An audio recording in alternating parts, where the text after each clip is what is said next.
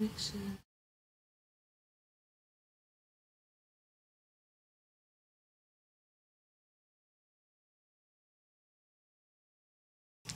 It's 8 o'clock. This Just So You Know moment is brought to you by Dr. LaShonda Jackson-Dean and Jackson-Dean Investments. Just so you know, Dr. Jackson-Dean, the Pen Slayer, says, I am a speaker, a life and success strategist, and an author. I inspire, empower, and coach others to be the best versions of themselves. Welcome to Just So You Know moment with a twist. I am your host, Dr. LaShonda Jackson-Dean. Thank you to everyone who's on tonight. And please like and share, like and share, like and share, like and share, like and share, like and share, like and share this video. I noticed in the last couple weeks, I haven't been saying my disclaimer. So let me go ahead and plug the disclaimer in right quick. In the case that I make a mistake, fall off the chair, knock my computer off, whatever things should go wrong, just know that we're just going to keep on rolling with this bad boy just like it never happened. So that's my disclaimer, and I'm sticking with it. Just so you know, last week we began a 3-series part on the pain of, and we started with the pain of being led by your emotions. While we wait on everyone to get settled online, I'm just going to recap the pain of being led by your emotions. The pain of being led by your emotions. Emotions are big drivers in our emotions. Emotions are big drivers in our motion. It can often lead to our downfall. Our emotions affect our feelings and our behaviors. And they also affect our minds, our bodies, our health, and also the health of the people around us. Emotions affect our psychological state and therefore our entire body. Just so you know, Dr. Jackson-Dean, the Pen Slayer, says, in most cases, our emotions dictate our emotions. And what I mean by that is your thoughts and your feelings will eventually lead to the decisions that you make. So that's our recap from last week. And the name of this week's series is The Pain of Rejection. The pain of rejection. We all know that in some cases we're all dealing with some type of pain. Let's detect it and correct it. Detect and correct. So let's go. Let's get this started. Tonight we will begin our discussion with the pain of rejection. We're just coming off a very informative mental health month last month. But in my opinion, mental health is just as important every day as it is in the month of May. Rejection and disappointment are phases we encounter, and that we should not allow to permeate in our lives. We should not focus on them, hold on to them, or inflict how they make us feel onto someone else. I know we all been guilty of that. We feel bad, so we want to make sure everybody around us feel bad too. We shouldn't do that. And we shouldn't inflict our disappointment and rejection, the way we feel about that, on someone else as well. Rejection causes emotions that lead to a dip in our feelings because we're not chosen for a particular thing or a person. We're dealing with all of the ramifications of rejection. I think the moving on after the grieving stage is probably the hardest. So let's break that up in stages. We're going to break that up in the stages from grieving. First, you desire something or someone for some reason. 2, you pursue whatever it is or whomever it is. Number 3, you discover you are not the fit for it or for that person, or that person does not feel the same way about you that you feel about them. Number 4, you are taken aback. You're taken aback from the news. Number 5, you settle into disappointment. Number 6, in most cases, your confidence is shaken. And number 7, you become apprehensive to showing how you feel about things and people because you don't want to relive the pain of rejection again. Hello, Miss Hogan. Hello, Geraldine, my cousin. Hey, Eric, how are you? Thank y'all all for joining tonight. Let's see who else is on here. Hello, Michael. Thank you. Hello, Miss Florine. How's my mother? Oh, my dad's watching too. Hey, Daddy. Hey, my sissy Annie K. Hello. Oh, we got a lot of people here. Shakita, Michael, TK, got Alexander, Pat. Thank you all for joining. These stages sometimes lead to security issues. And I'm going back from those processes that I was mentioning.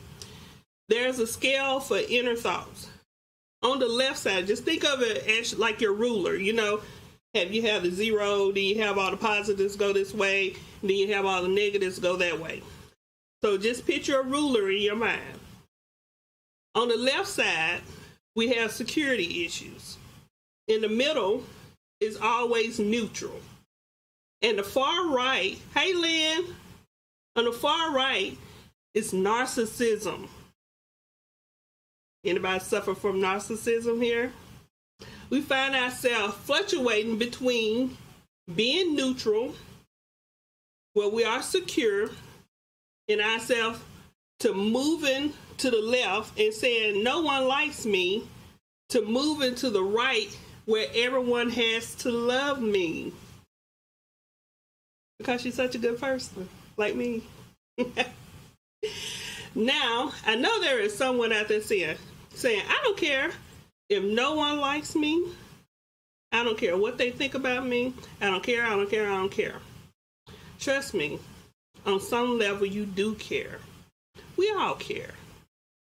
And for us to sit up and say, or even to think that no, I don't care about anybody, what anybody says about it, it's a lie. And in some cases, you do care, but then there's some cases that you really don't. Let's see. You just might not so much on that one day care as you do on another day. So it just really, like I said, it all is tied up to your emotions and your feelings, right? Yeah, are y'all feeling what I'm saying? Okay. This type of thing, it happens. It happens as individuals, it happens in groups, it happens with friends, it happens with loved ones. It just happens. I've had clients that have found themselves looking for like-minded groups to pair up with, just for the sake of expanding on the same mentality, building a coalition when they could all work and build together, or even when it appears that they're all heading in the same direction. I've had them talk to me about things like that. But there comes a point in all of this building or getting to know each other, they find themselves being rejected. Not because they don't have the acumen, but because the acumen of the other members of this quasi group would be exposed.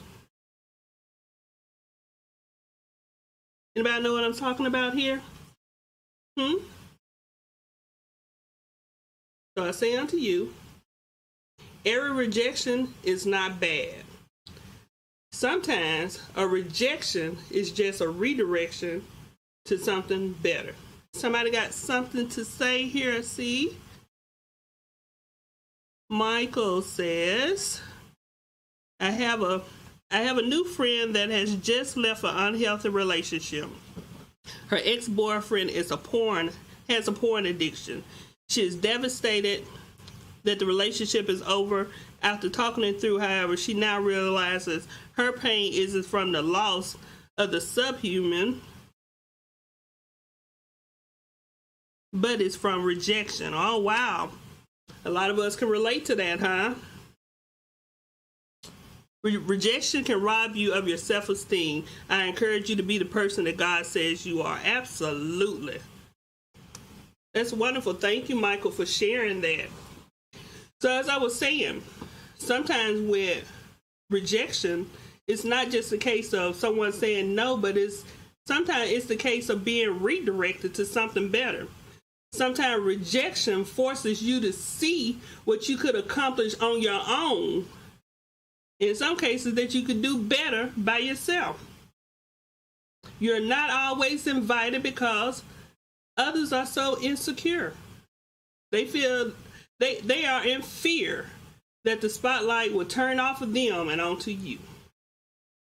You can't let that bother you. The people who you are supposed to be with will come.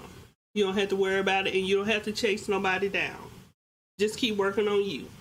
That's why I always tell people, work on you, work on yourself, get yourself together.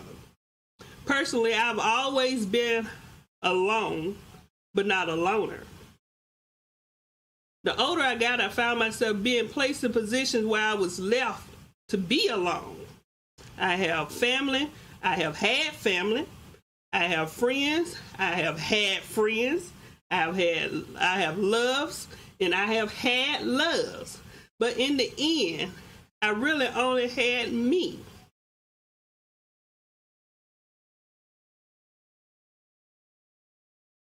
Yeah, I only had me. That's when it come down to I only had me. But don't be fooled, because there is a difference between being alone and being by yourself. And I'm going to say that again. There's alone and being by yourself. There is a difference between being alone and being by yourself. Being by yourself is voluntary. Being alone is voluntold. Y'all understand voluntold and voluntary? Voluntary is when you do things on your own. Voluntold is when somebody else tell you that's what you gonna do. You make the decision to be by yourself. Someone else makes the decision for you to be alone.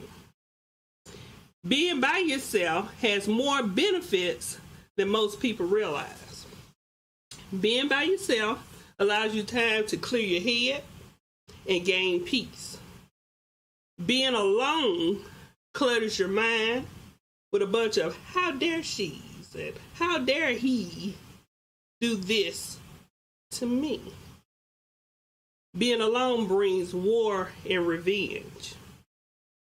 We all have a divine right to be by ourselves in order to find ourselves.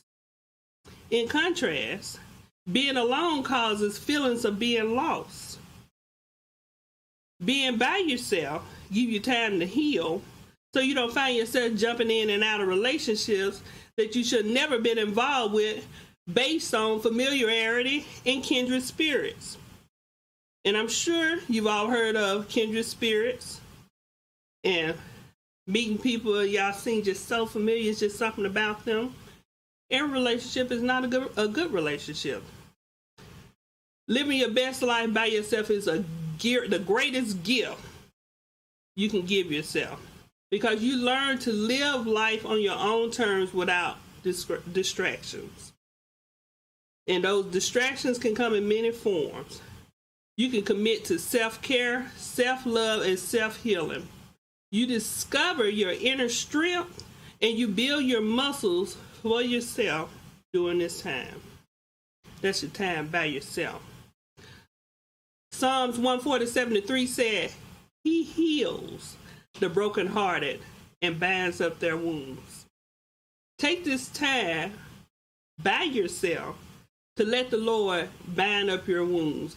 And don't be in such a rush to get out there that you allow someone to come and open up those wounds, and the wrong person pours salt in those wounds. And we already know what it feels like when you get salt or anything in an open wound. So take some time to yourself to get readjusted and to get healed. So how do you want to live your life? Do you want to live a life in fear of rejection? Or do you want to live a life in search of what's next? Now I'm asking you these questions because this is something I want you to really think about. How do you want to live your life? We have someone here. Hey, Rita. Because Patricia White says, good advice. You can't change others. When you work on changing yourself, everything and everyone around you changes. That's absolutely correct. Hello, Uncle Alfred. So, I'm not asking you or saying that you should look for acceptance, because acceptance can also equate to tolerance. Acceptance can also equate to tolerance. You don't want to be involved with people or groups that simply tolerate you, because being tolerated can become a cycle. And you know what a cycle is. It goes around. It keeps coming back to the same thing. Number one, you look for acceptance.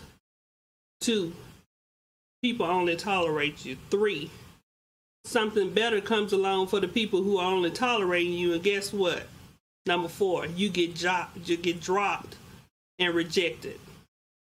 Number 5, you begin to feel insecure. Number 6, you look for acceptance. Number 7, the people you find only tolerate you. Number 8, something better comes along for the people who only tolerate you. Number 9, you get dropped and rejected. Number 10, you begin to feel insecure. In the end, you're alone again. And that's a volunteer. That's not a volunteer. That's a volunteer when you do that. When you find yourself in a cycle like that, in the end, it's volunteer, because you are not by yourself alone anymore. You are just alone because you've been volunteered to be by yourself. 1 Samuel 12:22 says, for the sake of his great name, the Lord will not reject his people, because the Lord was pleased to make you his own. I want to read you something in my book, Level Up Through Mindfulness. And it's in chapter 5 under self-awareness. And so what it says is, I spent a lot of time searching and waiting on someone to come into my life to assure me everything would be fine. I finally woke up one day and realized that navigating my own excursions, and the only assurance I needed was created by God. He was the one who made me, so he knew me. I work with men and women contemplating on changing their careers. I have worked with people who have found themselves living in relationships that have been over for years, and they still there, or they're still just suckered into it. And I've also worked with divorcees. The first thing I ask them is, what do you want out of life? Not what type of career you want, not what type of mate you're looking for, but what do you want out of life? Hey, Evelyn is my hairstylist. Hey, Evelyn, thank you for joining. I asked them this way to bring the focus of the conversation or the therapy back to them.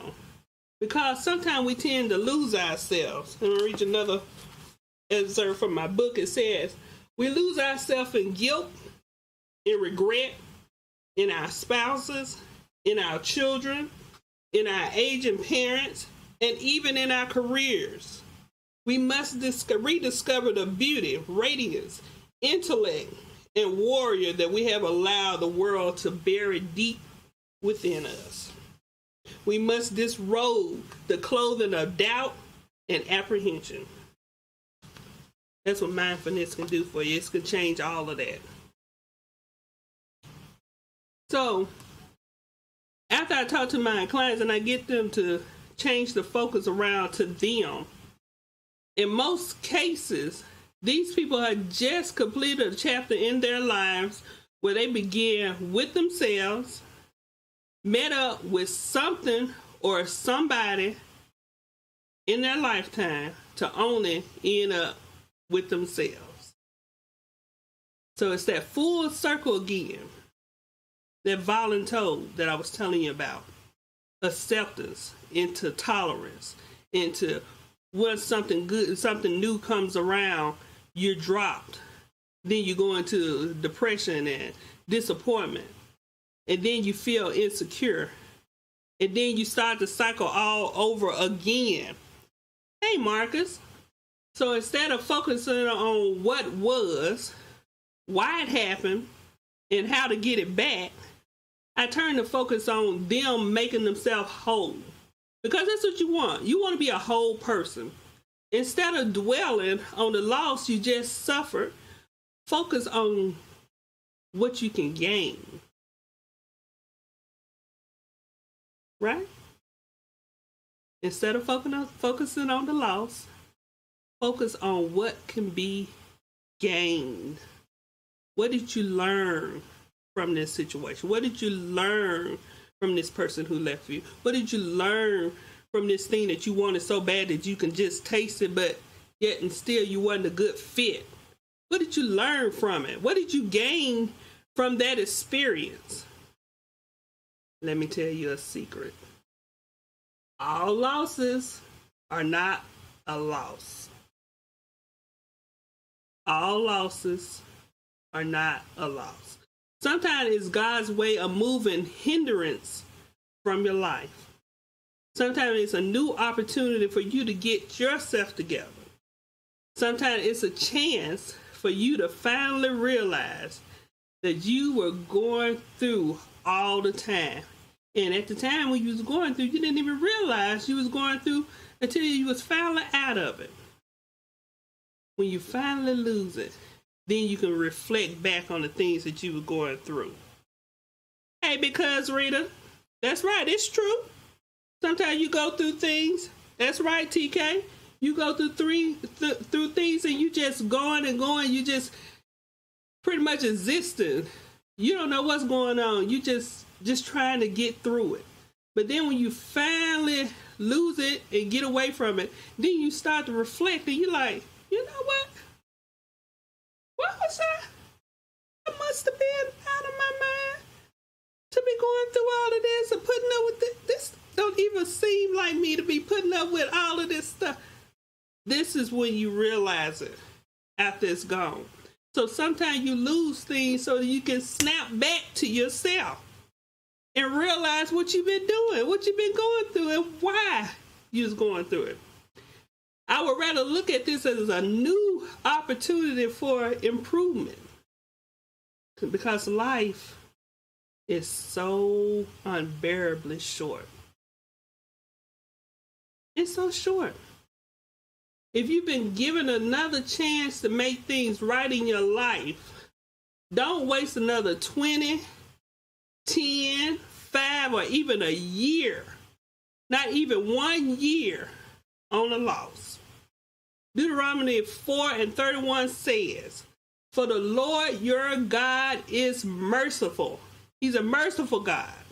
He will not abandon or destroy you or forget the covenant with your ancestors, which he confirmed to them in oath.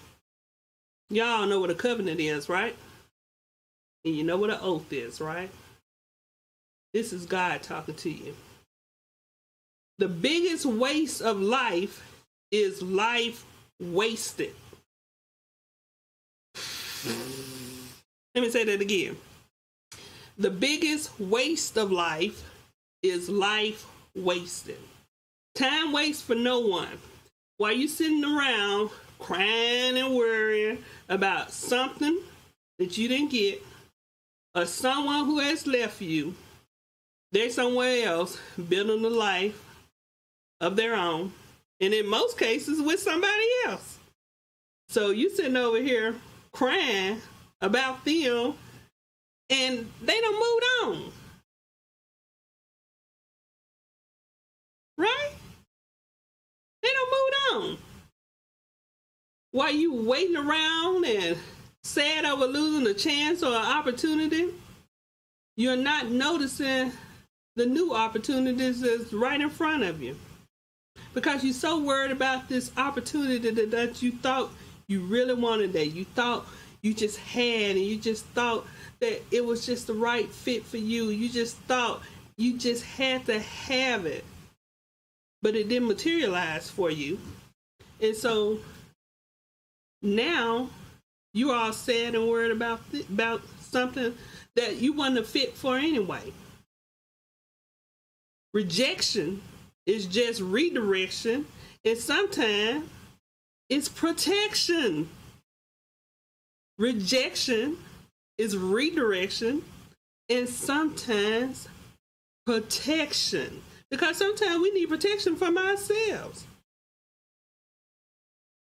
Me too.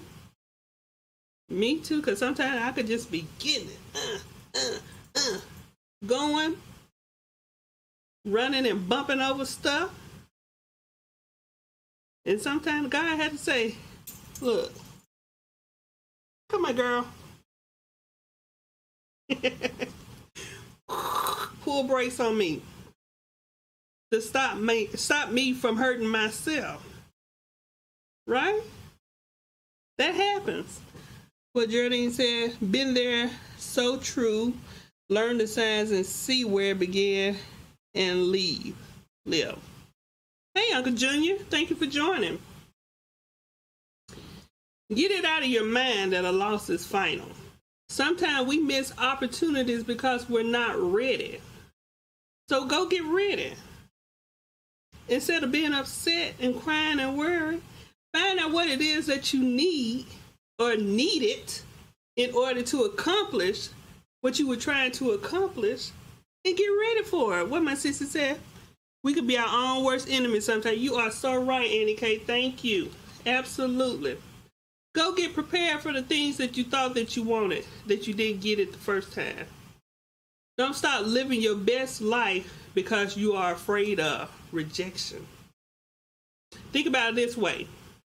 In 5 to 10 years, you can look back and see how much you have accomplished. Or in 5 to 10 years, you can look back and see how much time you wasted.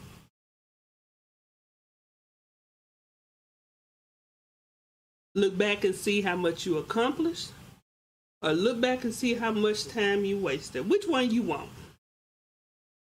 No rejection is as hard as the regret you will have if you don't pull yourself up and get past it.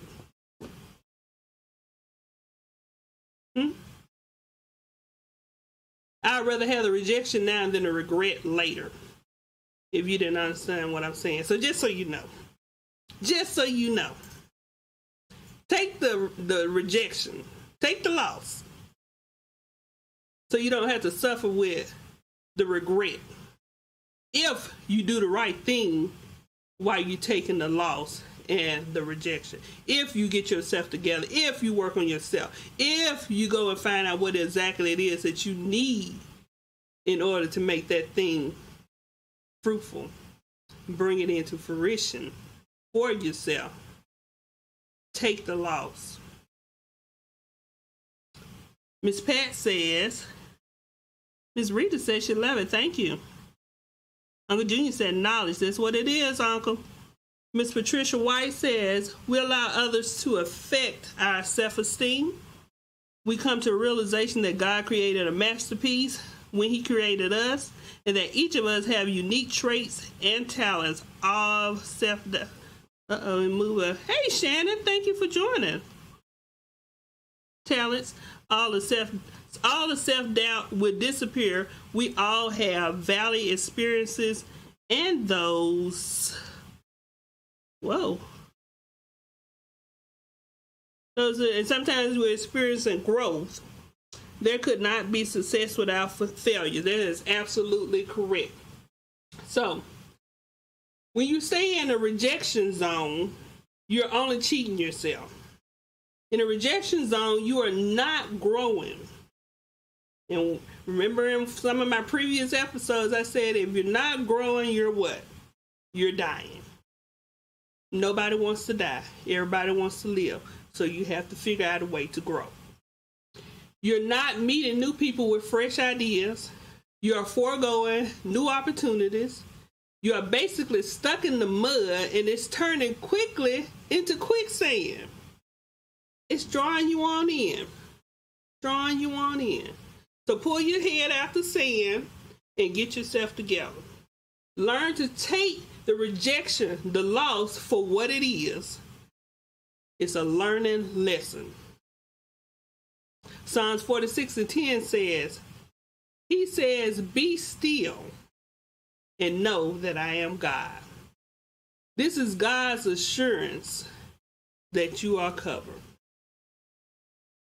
If you have a loss, if you get rejected, don't worry about it. Just chalk it up to the game. And as my mother would say, next. She tickles me when she says that. So let's go into our emails for tonight. Where are we? Oh, we 2 minutes over, y'all. This is good, though.